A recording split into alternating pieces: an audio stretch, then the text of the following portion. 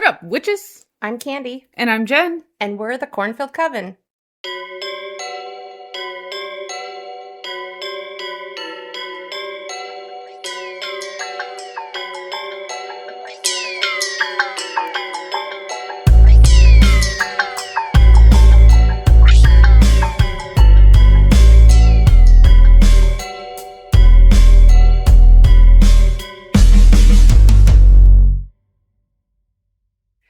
All right, so we're just doing a brief intro here today. We are introducing our interview with award-winning investigative journalist and author Chet Hardin. Chet was amazing to talk to. We had so much fun. It was really fun, and it was like talking to a friend. Yeah. I want to say it wasn't like talking to some writer who's sitting there in his chair with his pipe sticking out the side of his mouth with his legs crossed going, and then today I researched Are this. the only writers you know from the 18th century. Yes, they are. They're all dead.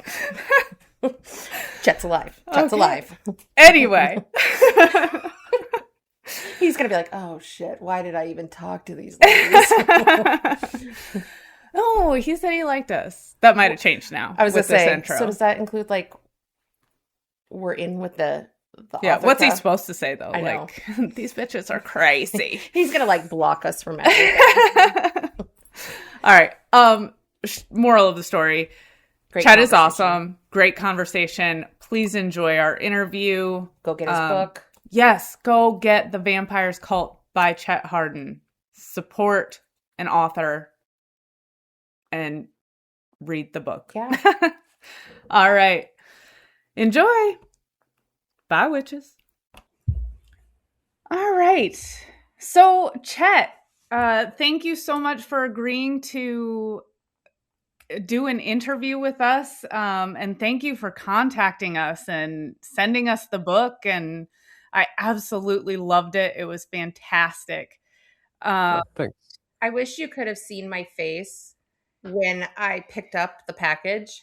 I work at a bookstore, and Source Books is my favorite publisher. And it was so funny because our mail lady, Kim, she goes, Candy, how come some of the publishers sent it to you? Shouldn't it go to the bookstore? Because we are the same P.O. box, like, building. And I was like, that's weird. Maybe because I sent in the order, like, they got my name mixed up. And then I go, wait, like, I just made me ponder. Anyways, but then when I opened up and I saw it was your book, I like screamed a few times in the parking lot. And then I'm calling Jen and I'm like, they're from Source Books. They're from Source Books. And she's like, okay, great. What are you talking about? And I'm like, Chet's book, Vampire, Source Books. And then we both screamed. And then I went into work like a pimp daddy walking with a limp. You know, I was like, yeah, I got Source Books. And then my boss was just like, good for you, sweetie. Good for you. Like, but anyways, so then I knew it was going to be great from there. Like, it started off with good vibes. So. Oh, I loved working with Source Books. It was a great experience. My editor was amazing. The whole team was fantastic. And yeah, they've been really supportive the whole way through. I can't say enough good things about Source Books. So I'm glad to hear that that's your experience with them as well, as they put out like quality work, because that's what I've and they're awesome. Their reps that they have are really awesome, especially with small indie bookstores. Like, they want them to succeed. I mean, yeah, they're great with Barnes and Noble and Borders and all those other places, but they are really like, they really say, hey, they know what your vibe is, and then they're like slipping you like information on stuff. So you have a really great publisher. So just kudos to you. Good choice. Oh, thanks. Yeah, no, I love them. I was really happy the whole experience. And they the audio book that they put out, they found this like very talented narrator, and he did an amazing job. And yeah, just really fantastic work all around, I think. Oh, good. Awesome. Mm-hmm. So to start, can you just tell us a little bit about you and how you got involved with this case? Yes. Yeah, sure. So I've been a journalist since 2005.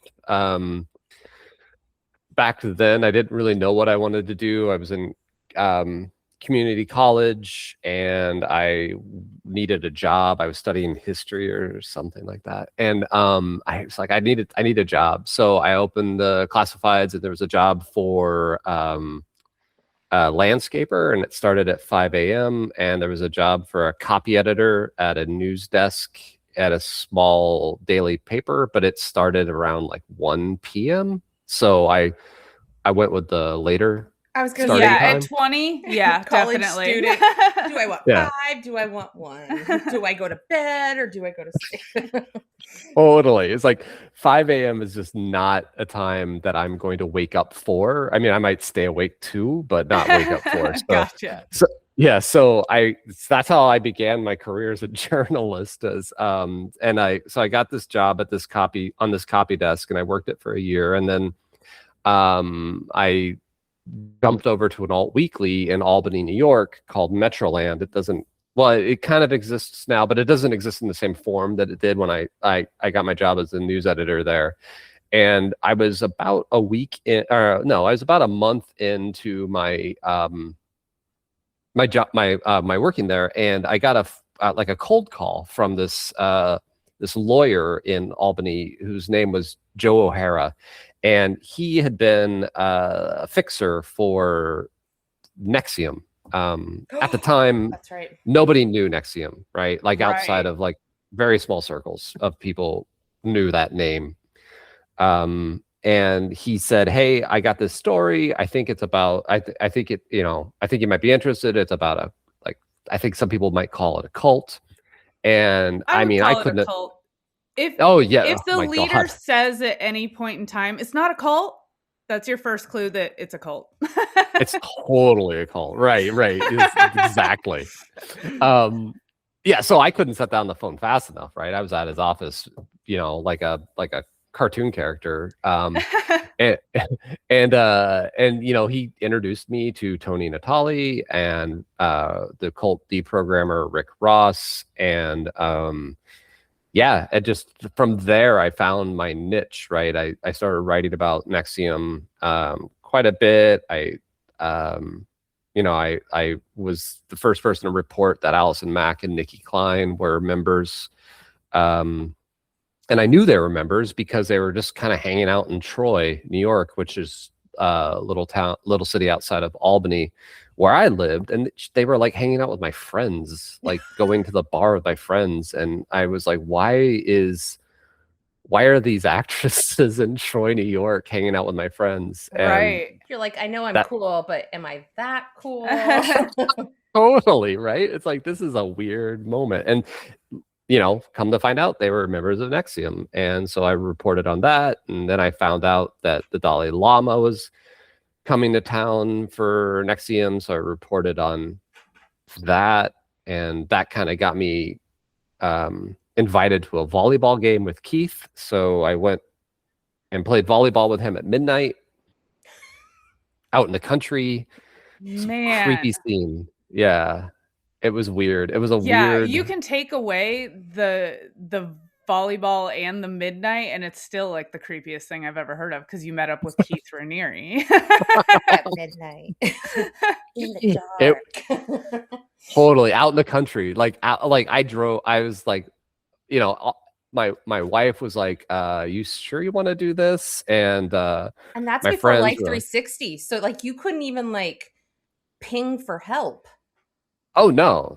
I mean, I'm sure I had a cell phone of some sort in 2008, but there were no apps, right? It was like, so yeah. It was I mean, it was that was like the Motorola Razor year.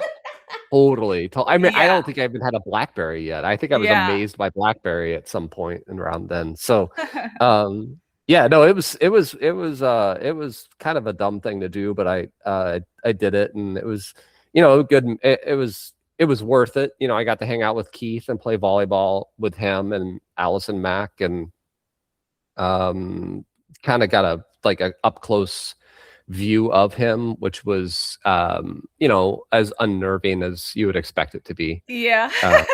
Yeah. And And so then, so that kept me going and kept me interested in cults and sort of bad people and this sort of these sort of abusive sort of dynamics, and moved to Colorado, did a few more years of reporting there. And then, when Keith got arrested, I think it was 2017, I called Tony and I was like, hey, let's write a book, right? Because Yeah. you have this story you need to tell, which is that she was his girlfriend for I think the decade before NXIVM was started, and then he spent 15 years trying to destroy her life. He lost, she won that battle. So thankfully, right? I remember sitting at the trial in 2019 and this, seeing him get convicted, and I thought to myself, wow, the bad people really can lose. It was really really heartening to see that all come to fruition, that sometimes the good guy wins. And that was a really, really important lesson for me, a jaded and cynical journalist that I am. So anyway, so that gets us caught up to when I come across Aubrey Trail, right? So my wife is from Nebraska, and her mother sends her an article about Aubrey cutting his throat in trial. And my wife forwards this article to me. And at the time, I'm kind of looking for a new book subject. And I want to focus on I remember telling her, I was like, I want to focus on someone really bad. Like, I want to interview. She found it for you. Didn't she? When women need to find something or they are fixated on something, they're going to find it. Yeah.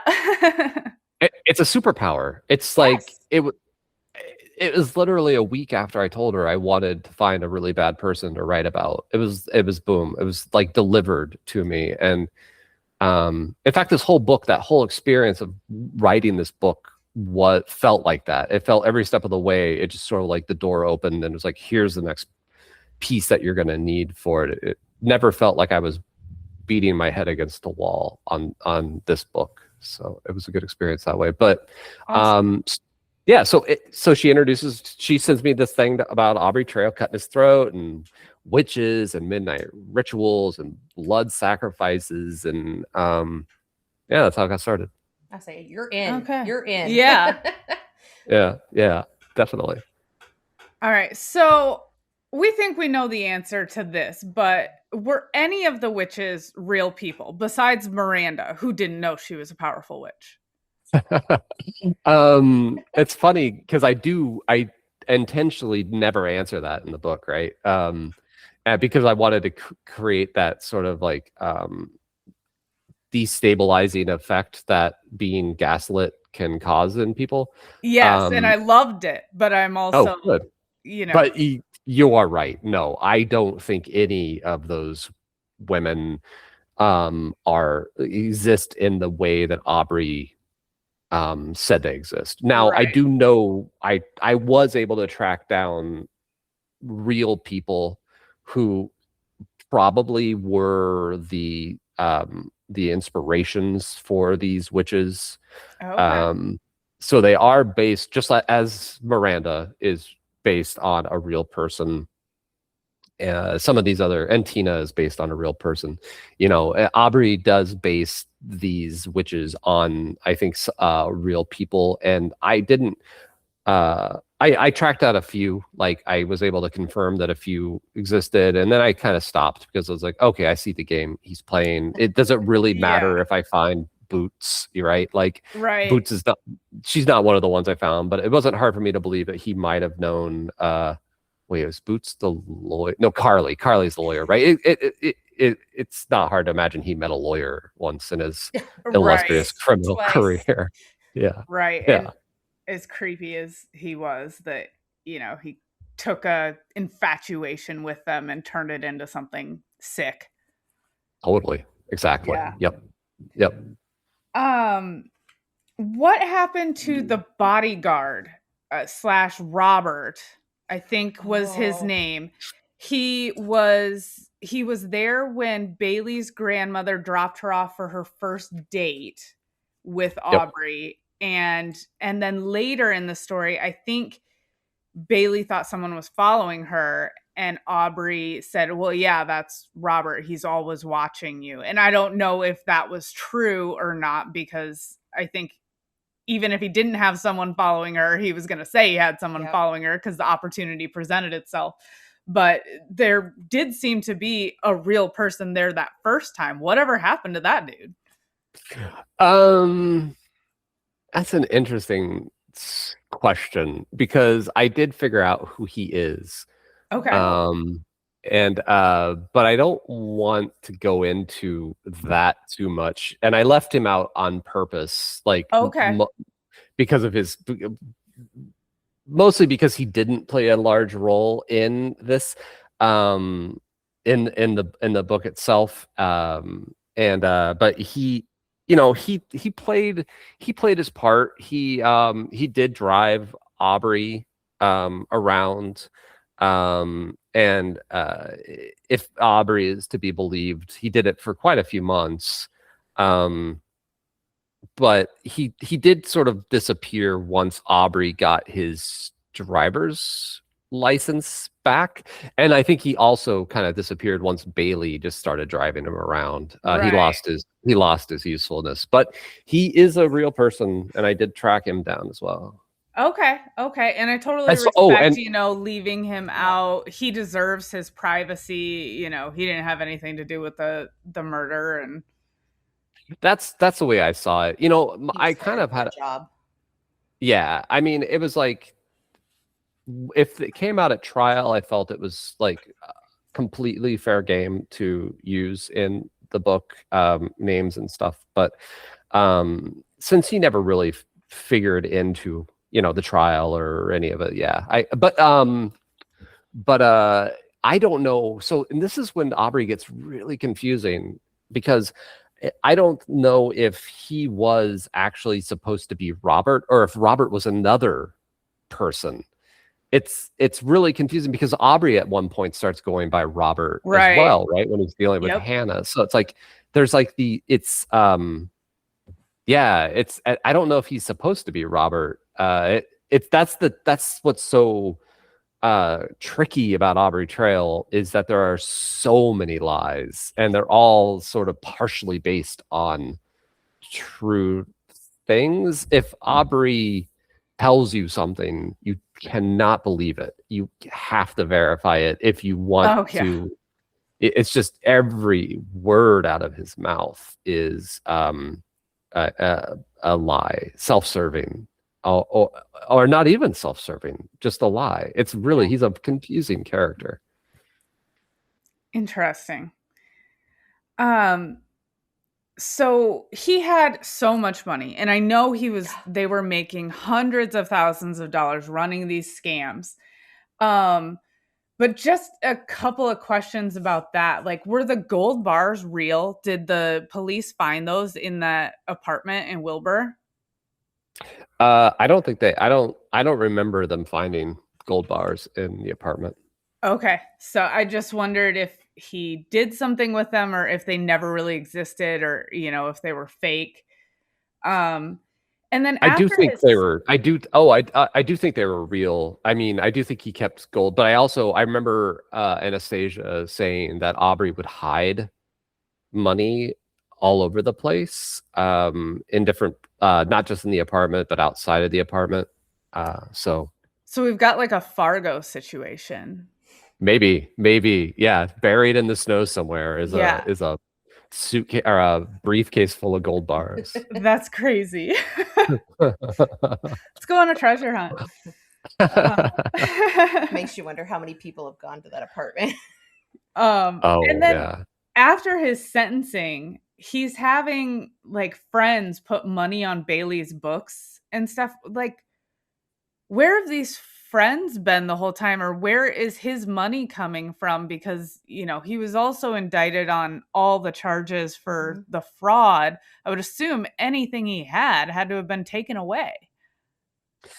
Yeah, and I mean, because he also, this is feds, right? He was dealing with the feds, and they have such like enormous powers to seize and to like locate funds. But if he's squirreling away money with friends, or if he's hiding caches of money or coins or whatever on the outside, they might not necessarily know that. He did a Yeah. lot of like with Miranda, he gave a lot of money away. He did so maybe he had connections on the outside who would do him favors. That's a good It's question. kind of sick to think, though, after they knew what he had done, that they would still be willing to do favors for him. Well, that one serial killer gentleman with all the tattoos on his face that everybody thought was so good looking, and women knew what he was like, but they were still sending him stuff. It's amazing. Criminals have these powers to manipulate people to still want to follow them. Totally. That guy looks like he's a villain right out of like a comic book, doesn't Well, I he? was gonna The say guy he looks like oh god, the Harlequin and Joker and yeah, totally. Yeah, that's what he looks like. Yeah. So I think that's a good point you make, though, that like, yeah, Aubrey had when I first connected with Aubrey, I was put in touch with a woman named Samantha and by Aubrey. And at first I thought Samantha was his lawyer. I didn't understand because I'd already met his lawyer, Ben Murray. So I didn't understand who this Samantha was and why she seemed to be represented. She was being represented to me as maybe a lawyer. And then I started talking to her and I found out she was a writer maybe. And she had been in touch with Aubrey and Bailey. And Aubrey told me that if I wanted to write about him, I had to work with her and she would give me access to everything, but I had to give her 50% of my royalties. And control. It's one of his minions. Totally. Yes. And I laughed about that because at the time I didn't have nobody was repping this book. I didn't have an agent, I didn't have anything, right? So I was like, Right. you want 50% of nothing? But I was like, no, I mean, I'm not going to do that. That's not ethical. No, I'm not going to work with. So anyway, so we went back and forth and finally he gave up on that demand that I give him part of my royalties. He did at one point even say, okay, you don't have to give me any money, but I want to have final say over the book. And I said, no, Aubrey, you're a dime a dozen. I'm just going to go find another person like you and write about them. And then he came back and said, okay, yeah, he did. That's a good thing to say to a narcissist. Yep. You were like, I'll prove to you how different I am. Here's my hand. Yeah. Yeah, and he backed, I got access to his discovery. But anyway, the point of that story is Samantha was she was the one relaying these messages for me. And at one point I said to her something like, Samantha, I feel like you might get in trouble. Like, I feel like you know who he is and you're like asking for money. I mean, it just seemed like this does not seem like a wise life decision to be doing this. And then a few years later, I read a newspaper article about her getting arrested in connection with a scam that Aubrey was running. So, yeah, I mean, knowing full well who he is, what he did, and yet, Yeah. Yep. So I imagine he has people like that on the outside. Maybe still, so. Yeah, it's a little scary to think about that, but I'm sure you're right. He does. These people do. What do you think he was doing when he told Bailey that he was attending these ascensions for different witches that she couldn't go to, and she got like a couple days of rare freedom? Did he ever tell you? No, he never told me, and I don't. Okay. I mean, knowing Aubrey, he was just laying around in bed, eating fried chicken and watching Hogan's Heroes. All right. Bailey He told me just this. needed a break from her. He had to It might have recharge, been. regain his It- power. He needed to- Yeah. Ooh. Even like 1,000-year-old vampires need a little bit of like rest and recovery, right? He was in his charging coffin. He was regaining his sparkle. That man is as far from sparkle as possible. But yeah, the Bailey told me this horrifying story once. I mean, she's told me a lot of horrifying stories, but the one that sticks with me is that Aubrey loved to eat fried chicken in bed. Like Aubrey eats in bed. That One of doesn't you, if that shocks anyone. yeah, you know. and she would find like chicken skin in bed because he would just kind of like toss it. Oh my God. Yeah, but one of you, I forget who pointed this out, that Aubrey was like really comfortable being in the system. Yeah. You were talking about him his early days, kind of bouncing in and out of juvie, and then he went to prison, and he kind of just kept going back to prison over and you pointed out that he was comfortable in the system, and that was such a great point because he was more comfortable in the system, and he did eat in bed because I think that in prison your bed is yours. That's It's it's the only place you sit in your cell. It's your little space in all of this prison. That's yours. And I think that Aubrey always felt most comfortable just in bed, right in the bed. So I can see that. Mm-hmm. So we kind of got into Bailey a little bit there. You've spoken with her. What are your thoughts on her? Do you think this is, sort of a Stockholm syndrome situation? Was she a willing participant all the way through and is more regretful that she got caught? Oh, I was going to ask you the same thing.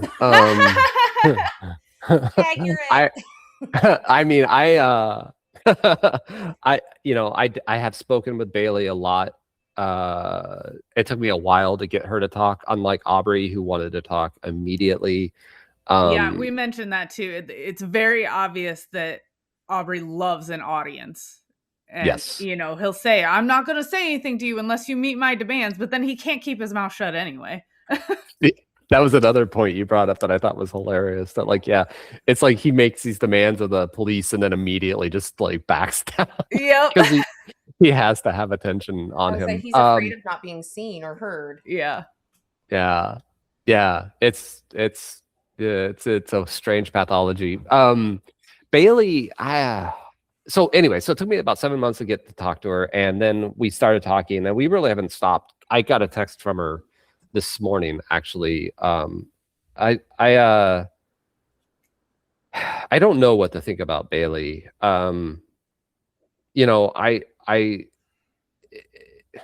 I take her at her word, then I do have to say that she was a young woman who was really unmoored and like abused and was really seeing the worst of people. Yes. when she met Aubrey, and he offered her money and some sense of protection, and in her mind that equated to like love or concern or something, and then she just started buying into anything he said, because questioning anything he said drew like such harsh rebuke and punishment that it was just easier to go along with anything he said. And I found it hard to believe that she thought she was having sex with a witch named Michelle in his body, but talking to her and the consistency of these stories with her, I was like, well, this seems to be the thing. This seems to be what she believes, and it seems to be what she believed at the time. And I think But as an outsider, it's very much that way when you do any research into a cult. You know, you see the outside things, and it's easy to go, well, why the hell would you believe he's a century-year-old vampire? You know, like, that's insane. Why would you believe that? But through abuse and conditioning, you know, you didn't experience, you know, as an outsider, you didn't experience everything that was put into that before it got to believing that point. mm, Um, because there's so many, you know, every time you see a cult, you're like, I would never get sucked into this. This is crazy. How But people so that many of the do people that do are very normal people. And afterwards, they're like, yeah, I know it was insane. I don't know what happened, you know? they just knew what switch to flip Yeah. for them to lure them in. I think that's really well put. I think that's really well put because I again in the book I don't lay things out. I don't lay things out as like an argument for anything, right? But I feel like I give all of the details for other people to put things together if they feel like it. And what you said about these other ways, these other like tactics of manipulation are explicitly laid out in the book, right? Aubrey Yeah. doesn't let her think for herself. She doesn't know what state they're in half the time. She has no control over her money. She's like gaunt, and she has her coloring is like poor. She's being starved of like everything except Aubrey, right? Um and I think that like that when you again I don't like say that explicitly, right? But those Right. details are in the book, and I think if you pick up on those you can kind of see why maybe a woman in her position, a young woman in her position who is constantly high. I mean, she's smoking weed all the time. Yeah. She wakes up and she starts smoking, and then she's in this extremely abusive, controlling relationship, and all of a sudden there are witches. And yeah, it's hard for us to project ourselves into her position, but you know, if you try, you can kind of see maybe how that would work. Yeah. Yeah. I mean, I think she was definitely a victim, Mm-hmm. Hmm. but I also think she was culpable for her actions. Yeah, I agree. I love that. I love that phrasing too, because like I'm not really interested in legal culpability as a journalist. I don't. That's not my interest. My interest is moral responsibility, moral culpability, and like as for the person herself, how culpable was she? I mean, legally she's clearly culpable and she is where she deserves to be, but like morally culpable, what is that? What are we looking at with her? And sort of, is she a monstrous human that doesn't deserve sympathy, or is she a sort of a normal, like maybe like a normal-ish human who deserves some sort of understanding for the situation she got herself into? It raises all sorts of muddy questions for me, and I find those really fascinating. Do you think she got to a point where there was no turning back? Like she realized, oh shit, this isn't okay, this isn't right, but I'm this deep in. Hmm. Yeah, I think Like so. sink or swim. Like, do I keep going? Yeah, like I don't know. I think you're right, and I also think she's extraordinarily competitive. Ugh, that's hard She's too. a She had to Yeah, be she's the a star pupil, Yep. the queen yes. witch. Yes, yeah, exactly. And you pointed it out when in retelling the story that when Aubrey would call Anastasia his princess right in front of Bailey. Yeah. He knew what he was doing. Yeah, right. Yep. Mm. Yeah. Yeah, I agree. Those questions are very muddy. You know, I think yes, she deserves some level of understanding for where she was and the fact that she was a victim too. But I also I, she knew what she was doing too. Mhm. You know, whether or not she felt that she had to do it, she knew what she was doing was wrong. At Oh the time yeah, she was doing it. So that's yeah, it's kind of yes, there is some level of understanding that she was a victim there, but how much grace then do you apply yeah. is really a gray area. It's hard. It's very It's hard. really tricky because then you can project yourself. You can kind of like project yourself into her situation and think about what she was going through with Aubrey. Um, but then you can also put yourself in that night and the role she was playing and what Sydney was going through and the role she played in that. And it's like then instant like it's immediately like all of that sympathy is gone and Yes. all you're left with is like outrage and horror and but it's yeah, it's very very complicated. It's very for me it is. I mean, I think some people it's very cut and dry, but I just it's complicated for me. Understood. Yeah. Everybody's going to have their own opinions about it. And, you know, not by saying Bailey was a victim in a certain way, we are not taking anything away from Mhm. Sydney being the true victim of this Absolutely. case and everything that she went through, everything her family will continue to go through for the rest of their lives because of the absence of Sydney Yep. is awful. And, you know, we definitely don't want to lose sight of that.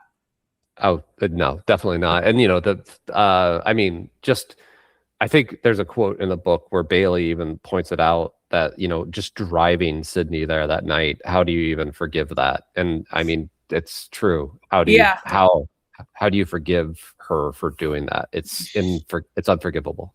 Yeah. Yep. Agreed.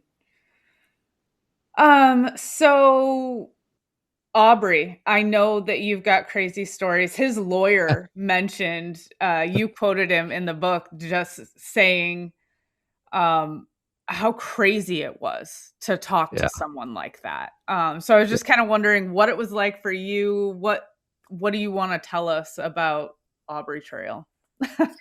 Yeah, I mean, we're like dealing with Aubrey is very like very I don't what's the right word? Sort of like creepy, you know. And I think he'd you know, but I think he'd love that. It's like I wish I could describe the way it feels to deal with him Was it like a because Joker mentality? Like he he, enjoyed riling you up and sat there and I think so. I think there's a bit of that jokerness to him. He's, I think all three of us know good old boys, and he's a Mhm. good old boy. Yeah. You know, if you were sitting next to him at a diner, or like at a, you know, in a poker room at the casino in Council Bluffs, and he's telling you stories or something, right? You would find him like Intriguing. funny. Yeah. Yeah. Yeah, he's a good storyteller. I mean, he's a great storyteller, I should say. And uh he would get me laughing about things from his like childhood or like his stories from Tennessee prison. I mean, some of his stories, his best friend in Tennessee prison was a guy named Miss Ann, and Miss Ann would you know, she would wear lipstick and had a purse and wore heels. This was back in Tennessee prisons, back before they had to wear like a uniforms. They could kind of Okay. wear whatever they were able to get in. And yeah, so Miss Ann was his best friend, and he would tell me these stories about him and Miss Ann, like running all these cons in the prison, or like getting in the fights together, stabbing people together. You know, like it was just, and these stories were like sometimes the stories were hilarious, sometimes the stories were like gutting. And but you know. and my calls with him, every call with him I had 12 calls, was about 2 hours long. And halfway through it, maybe I would start to forget a little bit of who I was talking to, right? Or where he was calling me from. And then he would say something just so utterly cruel or callous or just gross. And I would just, my gut would sink, and I'd be like, oh, right, this is the person I'm talking to. Yeah. And it's like, if I can just imagine dealing with this person on the outside, if you don't have that frame of reference for dealing with him, if you're just dealing with the charming part of him, how I can see how he always pulled his cons off. So he Yeah, really did have like those cult leader like attributes. 100%. He has the gift of Oh. gab. Yeah, and he and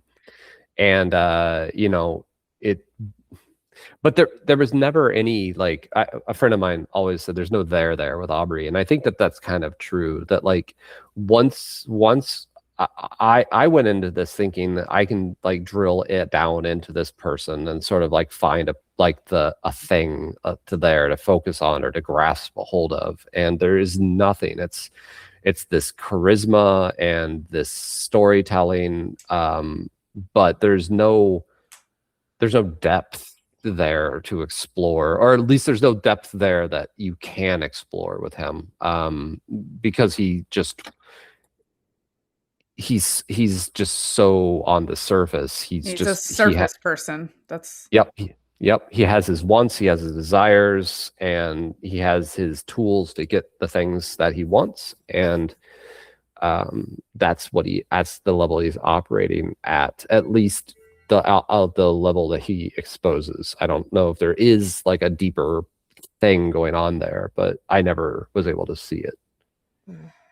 I think that's true of a lot of people who are capable of a crime like this, especially with no remorse. Yeah. Mm-hmm. They're empty. They're Mm-hmm. empty people. Mm-hmm. But I really liked how you described that he's all over the place on the surface, so it can really pull you in, but there's nothing underneath that. And I think the ability to identify that you can see there's nothing under that surface was something that some of these young women were lacking, because they were sort of lost themselves and they didn't want to look under that surface. That surface was good enough for them. Mm-hmm. Yeah. And Yeah, I think you're it's right. sad. And it's funny not funny is not the wrong word. It's like, it's interesting that, when you do meet a person like him and there is that charm there, and you start to feel like this form of, like, it feels like a bond, but it's not. And the problem with them is you start looking for something deeper in them, and there is nothing there for you to grasp or to have or to, like, experience. And I think that creates an anxiety in the relationship, or at least Yeah. if you're, and I think that becomes an exploitable device, right? Because they know that if there's nothing there emotionally from the person, and yet it feels like there should be something there, I think that can cause a codependency and an anxiety, that these people like Aubrey understand about. They just understand it because it's not a trick to them. It's just the way that's just the way they've interacted with people, right? That's just how they interact, is like people all of a sudden become codependent or anxious or, like, needy around them. And so they just use it. Do you think he's a psychopath? Like I don't know if he was ever diagnosed, but it seems to me, and sociopath is the term that we used to use for that complete lack of empathy, but I believe it's all categorized under psychopath now. Do you think he's capable of empathy, of really having bonds with other people? No, I don't. Okay. I don't think he is capable. I think it's all like, I think he understands them on an intellectual level, but I don't think he's capable of having a bond with people. You know, yeah, no, no, I think he Just just, no. I no, I think he has an utter lack of empathy, but I don't know, like from a the terminology, I wouldn't know where to categorize him, but I wouldn't even know how to start to categorize the guy. But yeah, he definitely did not seem like he had empathy in our conversations or a conscience of any real operating sort. Okay. Wow. Bailey, on the other hand, I don't know. I think she does have empathy, and I think she does have a conscience. It might not be operating at the same levels Right. as I think it's like, maybe it's like a continuum or something, or like there's a spectrum, and but I do Yeah. think she has empathy, and I think she does have a desire to like have bonds with people. So Do you think yeah. that's why she still reaches out to you? Because now she has a connection with this with you, and you are of normalcy. So Oh she's yeah, reaching for some sort of calm in a crazy world. I think so. I mean, like my role with her. So she's in prison, right? So she's in Yeah. prison for life, and she can't talk to people. Like she can't talk to the other inmates, like really confide in them, because all of information is like a weapon Yeah. there, and she Mhm. can't really. There's no one on staff she can really talk to because of these, for the exact same reasons. And so here comes this journalist who wants to know every single thing about her, right? And I'm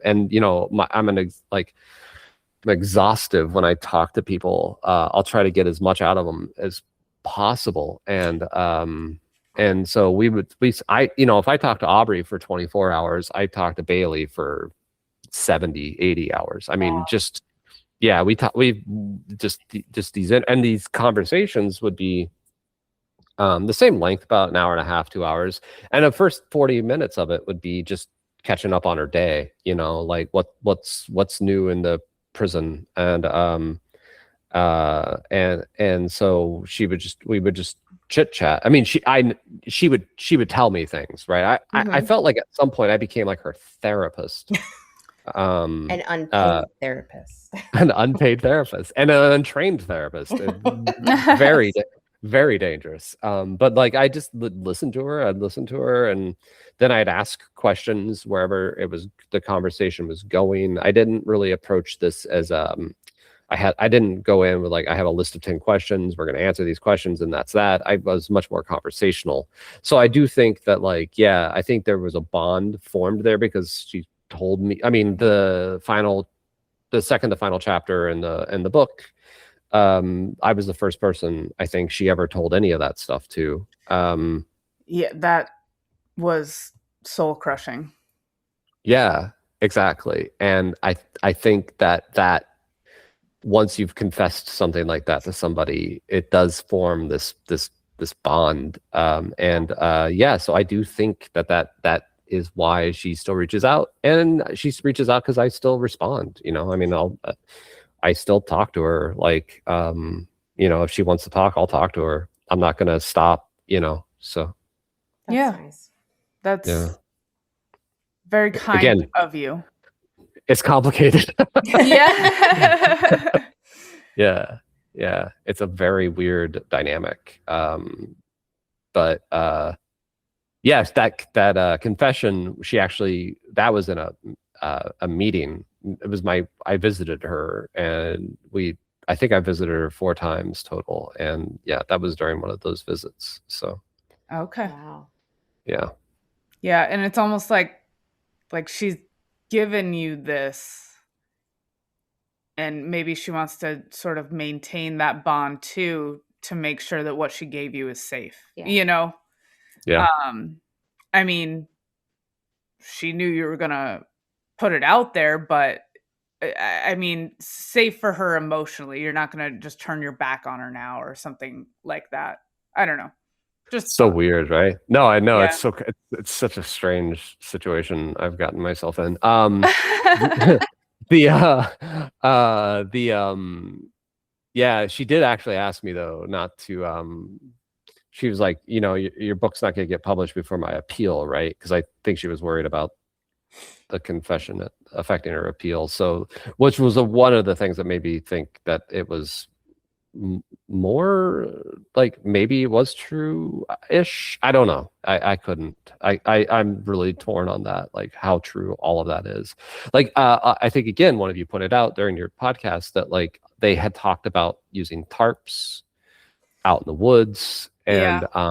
and maybe that explained like is the reason why there was no real sort of like evidence found in the apartment. So I don't know how much of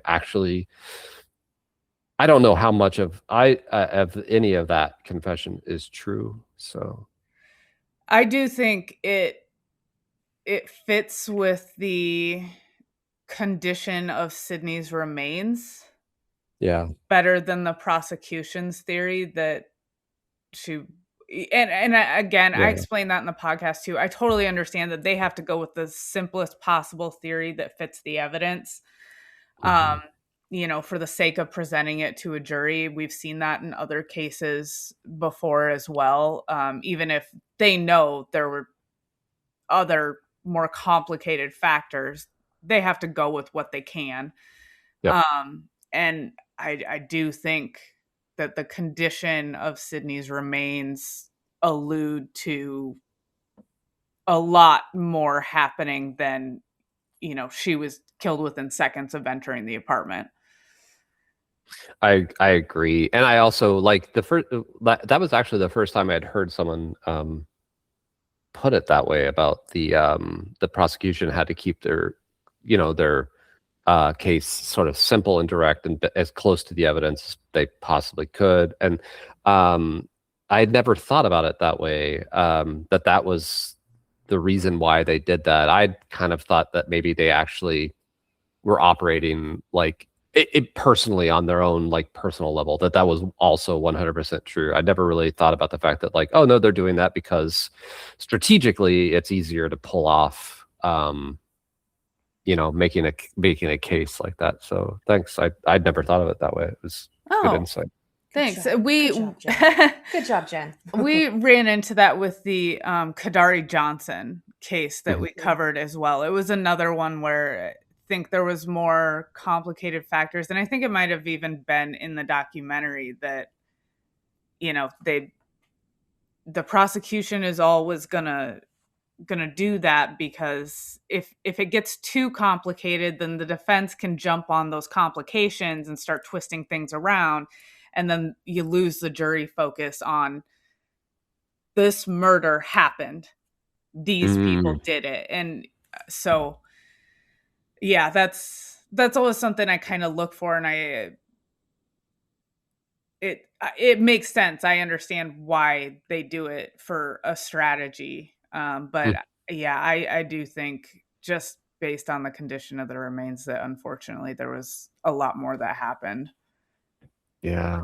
Yeah, I'm afraid you're probably right. But that's interesting. I mean, I will say that I thought the prosecution, I've sat through a few court cases now, and I thought they were an amazing team. Like I thought I thought the prosecution did an incredible job. I thought the investigators did an incredible job. I thought the police I mean, like, as a journalist, sometimes I'm jaded about law enforcement's abilities, Mhm. because we do focus on sometimes like the ineffectual stuff. But like, man, these guys did everyone, all of like, they just did such a great job. Like And thank God catching they up. did, because they may Mhm. never have even found Sydney if all of those people hadn't done everything they did, everything in their power. And there's so many different groups working Yeah. together. Yeah, I agree with you from your account. It really seems like everybody just did the damn thing. Yeah. And we report on cases, so we're kind of jaded too. There's a lot of cases where we're like, what happened here? Yeah. Where, just what happened? Yeah. Or there's pissing jurisdictional pissing contests and Yep. stuff like that. So we see that too, and I totally understand being jaded, and it's refreshing when you see a case where It's done right. it was just done right, and Yeah. thank goodness it was. And it's so sad that it happened, but at least her family was able to lay her to rest, and see I there's no justice, but see her killers given consequences, I guess. Yeah, I think you're right. And I think a lot of the reason why everybody like did such a great job and really did give it their all is the quality, like just, I mean, the quality of the Loofs as people. I mean, the fact that like Sydney's best friend was the one who got the first lead and was so tireless, like dogged. Yes. And then just if meeting George or Susie, just the loveliest people, and I think that everyone on law enforcement side who came in contact with them became just so emotionally involved with it, and they just felt so passionate about it because they're just such wonderful people. Yeah, my heart just broke for them. Yep. Yep. The feeling of helplessness, especially that first night when they're a few hours away and they're like, what do we do? Like, what can we do? Just awful. Yeah. Yeah. Well, you said you had a few things that you wanted to point out from the podcast. Well, I kind of was during this conversation, the things that I thought were really I pretty wasn't sure if impressive. we covered everything. Yeah, no, like I wanted to point out the things I really thought were like interesting, and like the points that you brought up. I wanted to ask you about Bailey, and we talked about that. I wanted to point out one of you mentioned 6 degrees of separation early in the podcast episode. I want to point out that you're both 6 degrees separated from Aubrey Trail now, and I don't know if that makes you feel good or bad about your life, but it's true. I don't know, but I like to say it keeps it interesting. I mean, yeah. I'm gonna go with that. Yeah. Yeah. You also at the end of your episode, you were talking about how you don't think Aubrey has killed anyone else. Do you still feel that way? Have you what do you think? I don't, because I don't think he could keep his mouth shut about it. Yeah. He was terrible at this. He tried to be good. I mean, thank God for the investigative team, because he wasn't as terrible as some murderers we've covered, that it was just like, you were gonna get caught from the get-go because you were so dumb. Everything you did was dumb. Right. This really was. They weren't that stupid about it. They really were caught because of excellent investigative work by, like we've talked about, scores of people. But he wasn't amazing at it either. So I don't think he's been this serial killer that they finally caught on this one. And I really don't think he could keep his mouth shut about it. I think he'd want to brag about it, especially what's he got to lose now? Yeah, he's already behind bars. Do you think he's killed other people? So your point about him keeping his mouth shut is the most compelling argument I think I've heard that he isn't, that he hasn't killed other people. Because my God, the man loves to talk. And the stories are like, I mean, some of these stories, I mean, him working on a fishing boat and then in Alaska and then deciding he doesn't like it anymore. So he fakes a heart attack to get off the boat. I mean, it's just like, did that really happen? Or is this just because he's a voracious reader? The man reads constantly, like he just cleans out prison libraries. So he has quite the imagination. He does, but I think he has to pull inspiration. Like you talked about the witches. He couldn't just make up whole personalities in his head. He had to have some sort of inspiration, and then he has the imagination to twist things into something really ugly, I think. Yeah, I think that's right. Oh, that's an interesting point. The witches, you mentioned, you pointed out that like Michelle always referred to Bailey as dear. And I liked the fact that you picked up on that, because in the text messages between Audrey and Sydney, Audrey is referring to Sydney as dear. And I think that shows that it wasn't really Bailey who was texting Sydney. It was Aubrey who was texting her. Oh, I did not pick up on that. Thank you for pointing that out. Yeah, I think that is pretty like solid, like as solid as you can get just from based on like without like physically seeing it. But well, we and the knew other that he was doing that with some of the other girls. So I think it was actually Aubrey who was texting Sydney most of the time. But yeah, I don't know what got me off on that. But yeah, anyway, yeah, as far as the other murders, I do think he's killed other people. Okay. I do think he has. I wouldn't stake my reputation on it, but I do suspect he has, and I think I don't know. We'll see. Well, I'm still talking to him, so we'll see what comes of that. But okay. So is there going to be a book too? I mean, it depends on the conversations, but like you said, he's on death row now. What's he got to lose? So yeah, and you know, it's gonna get to the point, if it hasn't already, that very few people are going to be willing to talk to him. Yes. And I think your persistence will pay off, because he has to have an audience. He has to have an audience. I mean, if they cut off communication with him with everybody, I think that would drive him insane. Yeah. Yep. Oh. Wow. All right. So yes, Aubrey is a cult leader, has a lot of those attributes, has the gift of gab.